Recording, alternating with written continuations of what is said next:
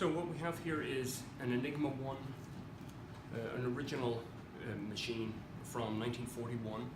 These were the main machines used by the majority of the Nazis, the army, the Luftwaffe, and the variants were used then by the Navy and other branches, the Abwehr, the high command.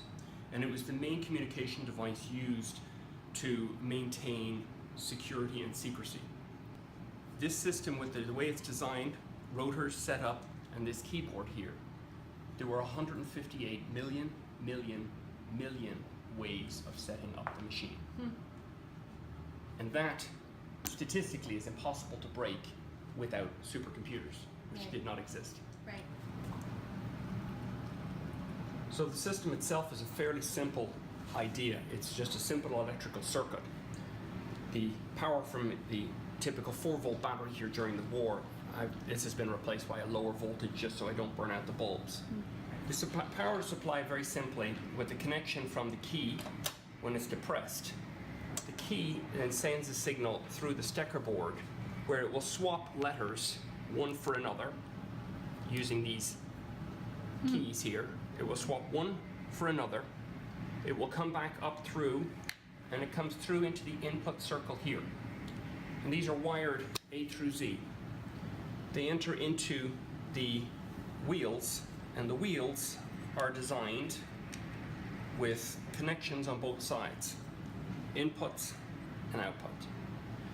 And what they do is they will come in at one point, and these are wired in a particular pattern to come out at a different point on the opposite side, all marked by the numbers on the side to indicate which number you're starting or ending up at. So it enters in through this side, comes out at a different point, and it does the same thing on the second rotor, coming out at a different point, enters the third rotor, and comes out at a third different point, and it goes through a reflector. The reflector just is again wired separately and scrambles it to a different letter. It then comes back through rotor 3, again changing position, rotor 2 and rotor 1. And then goes back from the input circle through to whatever letter it was. If it is connected to another, then it would swap it for that and shows up on the light bulbs.